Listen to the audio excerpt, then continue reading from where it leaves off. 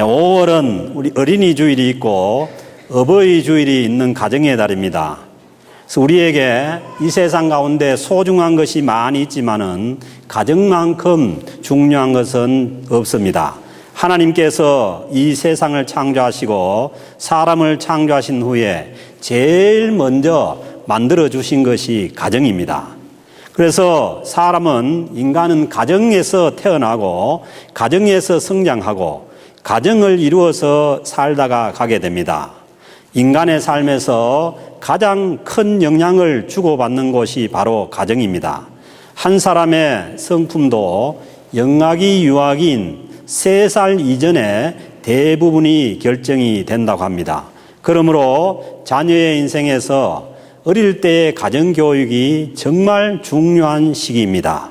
어릴 때 잘못하면은 평생을 자녀의 성격 때문에 어려움을 겪을 수가 있다는 것입니다. 그런데 이렇게 중요한 가정을 어떻게 세워가야 하는 것입니까? 오늘 주신 이 시편 127편 말씀은 가정은 반드시 하나님께서 세워주셔야 한다고 말씀합니다. 우리는 쉽게 생각해서 내 가정 내가 세우면 되지 뭐 별다른 게 있겠어 그렇게 생각할 수도 있지만은 가정을 바로 세우는 일만큼 어려운 일이 없습니다. 옛날에 누가 그랬잖아요. 자녀하고 골프공만은 자기 마음대로 안 된다고. 자녀들 키우는 것이 그렇게 어렵다는 것이죠. 그래서 이 세상 사는 사람 중에 자기 가정을 바로 세우지 않고 싶고 자기 가정이 바로 되지 않기를 바라는 사람이 누가 있겠어요?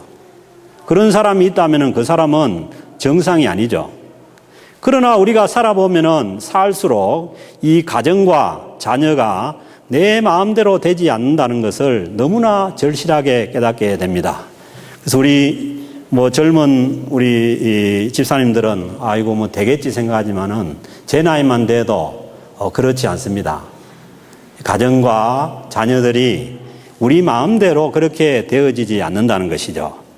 그래서 오늘 주신 1절 말씀을 보면은 하나님께서 집을 세우지 아니하시면 세우는 자의 수고가 헛되다 그렇게 말씀합니다.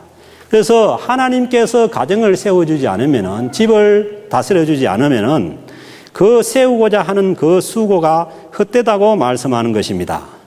자기 가정을 위해서 열심히 애쓰고 노력했는데 그것들이 다 헛되게 돌아간다면은 얼마나 힘들고 어려운 일일까요? 인생이 그렇습니다. 모두가 다 자기 가정을 위해서 자녀를 위해서 애쓰고 힘쓰지만은 그러나 인생을 다 살고 난 다음에 나는 참 보람되고 복된 인생을 살았다고 하는 사람들이 그리 많지 않습니다. 오늘 주신 2절 말씀에서는 너희가 일찍 일어나고 늦게 누우며 수고의 떡을 먹음이 헛되도다. 일찍 일어나고 늦게 눕고 수고의 떡을 먹음이 다 헛되다는 것입니다. 더 구체적으로 말씀하시는 것이죠. 새벽부터 저녁까지 가족들을 위해서 가정을 위해서 그렇게 수고한 것들이 헛되게 된다는 것입니다. 사랑하는 성도 여러분, 우리 가정도 우리의 일터도 우리가 열심히 새벽부터 밤늦게까지 일하는 것 위에 하나님의 은혜가 있어야 합니다. 농부가 농사를 짓기 위해서 봄에 열심히 밭을 갈고 씨앗을 뿌려 놓아도 하늘로부터 비가 내려야만 열매를 거둘 수 있는 것과 같습니다. 하나님의 은혜 가운데 가정을 세우려면은 우리는 하나님을 우리 가정의 주인으로 모셔야 됩니다. 평소에는 내 마음대로 하다가 어렵고 힘든 일이 생길 때만 하나님 불러서 도와주세요. 그게 아닙니다. 하나님이 우리 가정의 주인으로 모셔야 하는 것입니다. 부모가 주인이 돼서도 안 되고 또 자녀들이 아무리 이뻐도 자녀들이 주인이 돼서도 안 됩니다. 우리의 가정의 주인은 반드시 하나님이 되셔야만 하나님께서 하나님의 뜻대로 가정을 세워주십니다. 왜냐하면은 우리가 믿는 하나님은 독재자가 아닙니다. 우리가 내어놓지 않는데 뺏어가고 또 우리가 드리지 않는데 하나님께서 강제로 어떻게 하시는 분이 아닙니다.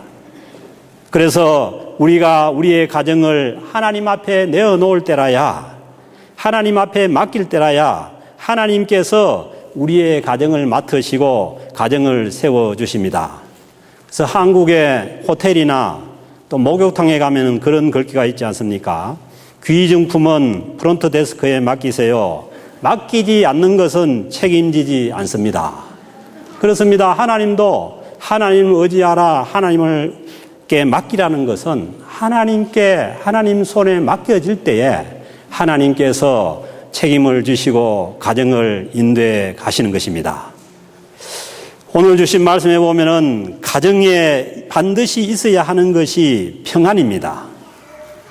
가정에는 다른 여러 가지 냉장고도 있어야 되고 개도 있어야 되고 다 있어야 되지만은 가정에 반드시 있어야 되는 것은 평안입니다. 집에 들어오면은 온 가족이 평안히 쉴 수 있고 평안히 잘 수 있는 가정이 좋은 가정입니다. 그래서 3절 말씀에서는 그러므로 하나님께서 그의 사랑하시는 자에게 잠을 주시는도다 라고 말씀합니다. 하나님께서 평안을 주셔서 잠을 잘 수 있는 것이 하나님께서 주시는 큰 복입니다. 저도 이것을 잘 몰랐는데 요즘 와서는 이 잠이 자주 깨다 보니까 자는 것이 굉장히 큰 복입니다. 아무리 밖에서 힘들고 어렵고 피곤해도 집에 와서 평안하게 한숨 자고 나면은 모든 피로가 다 풀립니다. 그래서 또 어떤 분들 보면은 이 예배 중에도 주무시는 분들이 있는데 제가 옛날에는 막 주무시는 걸 보고 머쓱했는데 요즘은 안 그래요. 아이고 집에서 얼마나 힘들고 잠을 못 주무시면은 이렇게 교회에 와서 평안하니까 한숨씩 자는구나. 그래서 참 저 마음이 부근하게 은혜가 됩니다. 예. 그래서 또 말씀도 은혜가 있으니까 너무 또 주무시기만 하지 마십시오. 예. 그래서 주무셔도 또 은혜가 되고 또 말씀을 들어도 또 은혜가 되지요. 예. 이 평안을 유지하는 비결은 우리가 평안히 쉬고 잠잘 때에도 하나님께서 우리를 위해서 일하신다는 것을 믿는 것입니다. 우리가 평안해질 수 있는 비결은 우리가 평안히 쉬어도 하나님께서 우리가 평안히 쉴 때에 하나님께서 우리의 일을 하신다는 것을 믿는 것이죠. 그래서 이 127편 3절 말씀에 그의 사랑하는 자에게 잠을 주신다. 이 말씀을 다른 성경에서 여러 가지로 번역을 하는데 우리가 평안히 쉴 때에도 하나님께서 배불리 먹이신다. 우리가 평안히 쉴 때에 하나님께서 복을 내리신다. 우리가 평안할 때에 하나님께서 우리에게 필요한 것을 마련해 주신다. 그렇게 번역된 성경들이 있습니다. 그래서 이 말씀 무슨 말씀이냐 하면은 우리가 주님을 의지하고 평안히 쉴 때에 하나님께서 우리를 위해서 우리의 일들을 하나님께서 해 주신다는 것이죠. 그래서 우리가 예배도 같은 원리입니다. 이 예배에 와서 평안히 예배 드리지 못하고 예배에 와서까지 우리 다음 일을 걱정하고 세상 일을 걱정한다면은 우리는 세상에서 쉴 곳이 없어요. 그리고 가정에서 우리가 평안히 쉴 때에 주님을 믿고 평안히 쉬지 않고 그 세상 일에 걱정을 하면은 우리가 쉴 수가 없다는 거죠. 그래서요, 쉴 때는 주님을 의지하고 쉬면은 하나님께서 우리의 일을 행하실 줄로 믿습니다. 이것이 믿음이죠. 우리가 주일날 예배를 드려도 하나님께서 우리의 계획을 인도하신다는 거예요. 이게 예배의 원리입니다. 주님께서 우리에게 안식일을 주시고 안식하라는 것은 우리에게 손해를 보이기 위해서 안식하라는 게 아닙니다. 우리가 주님을 믿고 의지하고 평안히 안식할 때에 하나님께서 우리의 일을 행하시겠다는 것입니다. 11조의 원리도 마찬가지입니다. 우리가 못 먹고 살 것 같아가지고 우리가 번 걸 갖다가 다 가지고 먹고 살아도 또 살지만은 그 중에서 10분의 1을 하나님께서 나의 삶을 책임질 것을 믿고 하나님 앞에 드려버리면은 하나님께서 우리의 삶을 인도하시는 줄로 믿습니다. 이것이 안식의 원리예요. 그래서 주님께서 우리에게 궁극적으로 주시고자 하는 것은 천국에서의 안식입니다. 천국에 가서도 불안하게 하고 천국에 가서도 걱정해야 되고 그러면은 의미가 없는 것이죠. 그래서 주님께서 우리에게 궁극적으로 주시고자 하는 것은 주님을 믿고 안식하는 것입니다. 그리고 주님께서는 우리가 주님을 믿고 안식할 때에도 하나님께서 우리의 일을 행하시고 또 우리에게 필요한 것을 마련해 주신다는 것을 믿어야 하는 것입니다. 그리고 4절 말씀에서 보면은 가정에 꼭 있어야 하는 것이 자녀라고 말씀합니다. 보라, 자식들은 하나님의 기업이요 태의 열매는 그의 상급이로다. 이 자식들은 누구의 기업이라고요? 하나님의 기업입니다. 오늘 말씀을 자세히 보세요. 하나님의 기업이지 우리의 기업이 아닙니다. 그래서 자식이라는 것은 하나님께서 우리에게 맡겨주신 기업이에요. 그래서 맡겨주신 이 기업을 잘 경영을 하는 것이 그것이 이 기업을 경영하는 사람들의 원리죠. 그래서 우리는 우리에게 맡겨주신 이 자녀들을 우리의 자녀로 생각하면 안 됩니다. 내 자식 내 마음대로 한다. 이건 상당히 교만한, 하나님 앞에서의 교만한 얘기고 내 자식 내 마음대로 됩니까? 안 되는 것이 왜 그렇습니까? 하나님의 기업이기 때문입니다. 그래서 하나님의 말씀대로 양육해야 되는 것이고 그리고 하나님의 뜻대로 자녀들을 양육해야만 되는 것이죠. 그래서 자식들이 부모를 통해서 이 세상에 오지만은 절대로 이 자식은 우리의 소유가 아닙니다. 실제로 소유가 됩니까? 안 되죠. 예. 여기 있는 사람은 너무나 잘 알죠. 18세가 넘으면 다 내보내잖아요. 왜? 자기 소유가 아닌 것이죠. 예. 그것은 나이 들어서나 어릴 때나 다 마찬가지인 거죠. 예.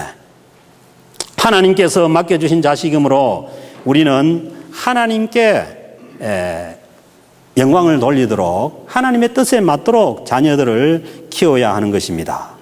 그리고 우리 가정에 여러 다양한 자녀들이 다 맡겨집니다. 그러니까 우리가 우리 스스로 왜 이런 애가 우리 집에 있지 이런 애가 절대 안 됩니다. 하나님께서 귀하게 맡겨진 자녀이므로 하나님의 뜻에 맞게 기도하면서 말씀으로 양육하면은 우리의 의무를 다하는 것입니다. 그래서 신약 성경 에베소서 6장 4절에서 말씀합니다. 또 아비들아 너희 자녀를 노엽게 하지 말고 너희 자녀를 노엽게 하지 말라는 거예요. 주의 교훈과 훈계로 양육하라. 그렇게 말씀합니다. 왜? 하나님의 기업이기 때문에 하나님의 말씀으로 양육하라는 것입니다. 자녀들을 노엽게 하지 말라는 거예요. 그래서 어느 가정에서 가정 예배를 드리다가 기도를 하다가 아버지가 기도하는데 하나님 아버지 이렇게 기도하니까 옆에 있던 그 자녀가 하나님 할아버지 이렇게 이제 또 하니까 가만 촌수를 따져보니까 자기 옆에 아버지라 하니까 자기는 할아버지 그런 게 맞죠. 그런데 이 아버지가 에이 이놈 하나님이 어떻게 할아버지냐. 그러니까 얘가 도저히 이해가 안 되는 거예요. 아무리 계산을 해봐도 자기는 그 하나님 할아버지가 맞는데. 네, 그래서 이 얘가 하도 답답하니까 했는 얘기가 알겠습니다 형님 그랬다잖아요. 그러니까 천국 가면은 이 부자 관계가 없어요. 다 형제 자매입니다. 그러니까 애들이 여러분 보고 형님 캐도 그렇구나 그렇게 너그럽게 이해를 해야 되지 그것 때문에 애들을 막 이렇게 그렇게 하고 그것은 안 된다는 것이죠. 그래서 우리는 하나님의 말씀으로 양육해야 되지 자녀들을 노엽게 하면은 안 된다는 것입니다. 그래서 저도 반성할 것이 많은데 이게요 이어지는 것 같아요. 그 부모들이 어떻게 했냐에 따라서 그게 그대로 자식들에게 이어지는데 저는 어떤 것을 실수를 했냐면은 우리 아버지가 제가 초등학교 한 4학년이 되었을 때 소풍을 가야 되는데 옛날에 노란 이렇게 양은 도시락에 밥을 사놓고 소풍을 가라는 거예요. 근데 소풍을 가려고 하니까 소풍 가려면 돈이 좀 있어야 되잖아요. 그래서 이게 도시락은 받았는데 돈이 없으니까 그걸 가지고 처마 밑에 가가지고 계속해서 안 가고 버텼어요. 돈 좀 더 달라고. 그러니까 아버지가 틈만에서 일을 하시고 아침에 일 나갔다 오셔가지고 식사를 하고 난 다음에 떡 앉으시더니만 애가 학교를 소풍을 보냈는데 안 가고 또 돈은 없고 그러니까 아버지가 속에 아마 불이 탄 것 같아요. 그러니까 아버지가 제 도시락을 뺐더니만 마당에다 그냥 패대기를 치면서 소풍 가지 말라는 거예요. 그래서 제가 안 가면 안 되죠. 그때 만약에 집에 있으면 이제 큰일 나니까 그래도 제가 그 소풍은 갔다 왔는데 그게 제 기억에서 보세요. 아직까지도 안 지어지는 거예요. 저도 이제 어른이라고 손잡을 때가 됐는데 아직도 안 지어지는 거예요. 그런데요, 그걸 갖다가 제가 그대로 하더라고. 우리 어린 현건이 어릴 때 제가 던졌어요. 현건이 필통을 던져서 박살을 냈어요. 또 찬미는 정말 그러면 안 되는데 저는 정말 찬미 앞에서 눈물로 회개를 해야 되는데 너무 속상한 일이 있어가지고 또 뭘 던져버렸는데 그게 찬미 눈에서 최동미가 한 초등학교 몇 학년 눈에가 정통으로 맞아본 거예요.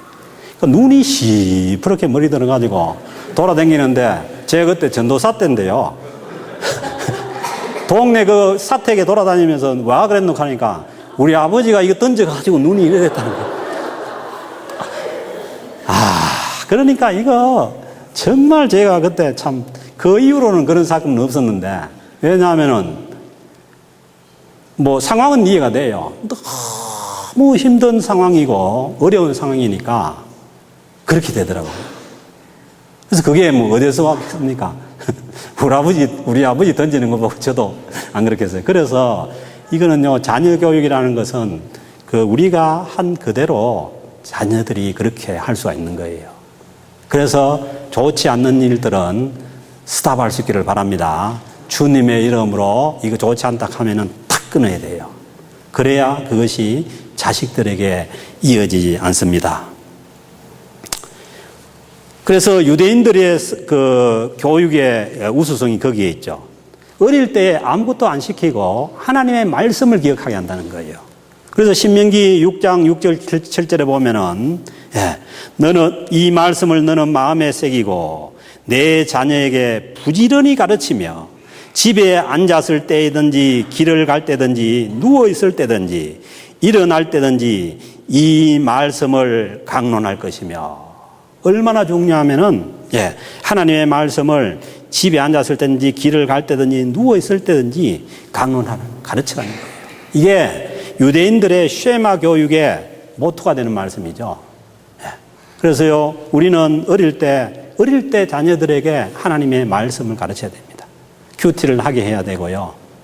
그래야만 자녀들이 이 하나님 은혜 가운데, 말씀 가운데 성장해 갈 수가 있는 것입니다. 하나님께서 우리에게 자녀들을 맡겨주신 것은 하나님께서 우리에게 자녀를 맡겨주신 이유 중에 가장 큰 것은 뭐냐 하면은 하나님을 전승하라는 거예요. 믿습니까? 보세요. 하나님께서 우리를 창조하신 것은 하나님께서 영광을 받으시기 위해서 우리를 창조를 하셨는데 그 자녀들에게 가서 하나님의 이름이 전해지지 않고 하나님에 대한 신앙이 전해지지 않고 신앙이 단절이 되어버린다면 어떻게 됩니까? 우리 책임 아니겠어요? 그래서요, 부모에게 하나님 앞에서 부모에게 주어진 가장 큰 책임은 뭐냐 하면은 우리가 믿는 하나님을 자녀들에게 전승해 주라는 것이 가장 큰 책임입니다. 저는 그렇게 믿습니다. 그게 되면은 자녀들이 먹고 사는 것은 하나님께서 책임을 지십니다. 왜? 원리가 그렇습니다. 하나님을 믿는 그 믿음이 나로 인해서 내 대에서 끊어져 버리고 전승되지 않는다면 이 다음 세대는 하나님을 모르고 삽니다. 교회도 마찬가지죠. 교회도 어떻게든지 우리 대에서 끝나는 것이 아니라 이 하나님 믿는 믿음을 우리의 자녀들에게, 다음 세대에게 넘겨주는 것, 이것이 우리가 해야 될 가장 큰 책임인 줄로 믿습니다. 예. 그래서 우리는 하나님 앞에서 볼 때에 이 하나님을 우리 자녀들에게 전승하는 이 책임을 아주 심려를 기울여서 감당을 해야 될 것입니다. 그리고 자녀는 오늘 말씀은 하나님의 쌍급이라고 말씀합니다. 그래서 상은 클수록 많을수록 좋은 것이죠. 그래서요, 지금 한국의 가장 큰 문제는 북한의 핵이 아닙니다. 저출산 문제입니다. 그래서요, 보세요. 우리는 그렇게 생각했죠. 자녀들을 하나만 낳아서 둘만 내서 잘 키우면은 자녀들이 잘 살 거라고 생각했죠. 아닙니다. 이제 발표되는 것을 보면요, 최초로 부모 세대보다 더 못 사는 세대가 되는 것이 지금 우리 자녀 세대예요. 그것은 사람의 생각이었죠. 그래서요, 우리는 하나님께서 주시면은 자녀들을 많이 낳는 것이 하나님 앞에 복된 일인 줄로 믿습니다. 왜? 자녀들이 많아야 하나님을 많이 전승을 하죠. 하나님을 믿는 사람이 많아지죠. 예. 보세요. 이 전 세계적으로도 종교 문제예요. 이슬람은 막 넣습니다. 예. 한 사람에게 낳는 것이 아니라 3명, 4명 부인에게서 한 집에 10명이 넘게 낳습니다. 그래서요, 이 인구가 뒤집어집니다. 조금 있으면은. 예. 그래서요, 이 민주주의 국가는 모든 것이 다 숫자 싸움이니까 이제는요, 이슬람이 우위를 점할 때가 멀지 않았습니다. 그것은 바로 인구 문제예요. 유럽도 보세요. 유럽, 프랑스 저출산 국가, 이슬람들은 막 녹습니다. 예. 그래서 뒤집어지게 되고요. 그래서 이것이 가장 어떤 우리 기독교에도 큰 문제인 것이죠. 예. 그래서요, 하나님의 말씀대로, 오늘 4절 5절에 있는 말씀대로 젊은 자의 자식은 장사의 수중의 화살 같으니 이것이 그의 화살통에 가득한 자는 복되도다. 그렇습니다. 닷산이 복입니다. 하나님께서 인간을 창조하시고 난 다음에 처음으로 복을 주시면서 바로 그 다음에 하신 말씀이 나가서 생육하고 번성하라는 거예요. 이것이 가장 기초적인 하나님의 창조의 명령이에요. 그래서 이 명령을 무시했을 때에 그 결과가 결코 바람직한 결과가 주어지지 않는다는 것입니다. 그리고 또 5절 마지막 절에 보면 그들이 성문에서 그들의 원수와談판할 때 수치를 당치 아니하느니라. 자녀들로 인해서 나이가 들어서 자녀들의 보호를 받고 살게 된다는 것입니다. 그리고 마지막으로 자녀들을 축복하시기 바랍니다. 창세기 말씀에서 보면은 아버지 이삭이 축복한 대로 에서와 야곱이 그대로 되어졌습니다. 그래서요, 자녀를 저주하고 자기 식구를 저주하는 만큼 어리석은 일은 없는 것입니다. 늘 자녀들을 위해서 하나님께 복을 빌어주시기 바랍니다. 그래서 저는 다른 것은 안 하지만은 우리 며느리도 여기 앉아 있는데 주일날 아침은 따로 나가 살아도 꼭 우리 집에서 식사를 합니다. 그리고 식사하기 전에 제가 그 축복 기도문을 가지고 꼭 자녀들을 축복하고 식사를 합니다. 이것은 뭐냐 하면은 그냥 하나님께서 제게 주시는 그런 생각을 가지고 주중에는 안 와도 되고 안 봐도 되고, 그런데 주일날은 꼭 와서 함께 우리가 기도하고 하나님 앞에 축복하고 축복받고 그리고 식사하고 그렇게 합니다. 그래서 여러분들도요, 매일 못하더라도 매일 오락하면 얼마나 힘들겠어요.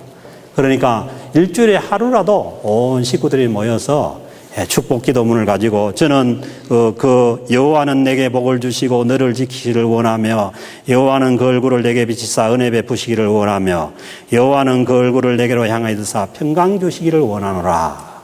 이 축복 기도문을 축복하고 제가 기도하고 그렇게 온 식구가 식사를 합니다. 그래서 왜 그러냐?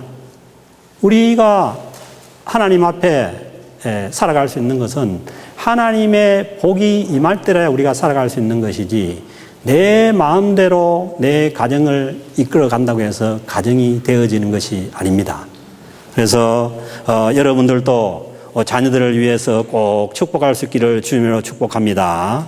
오늘 이 시편 127편 보세요. 솔로몬의 시인데 곧 성전에 올라가는 노래입니다. 솔로몬의 시인데 성전에 올라가면서 이 노래를 했다는 거예요.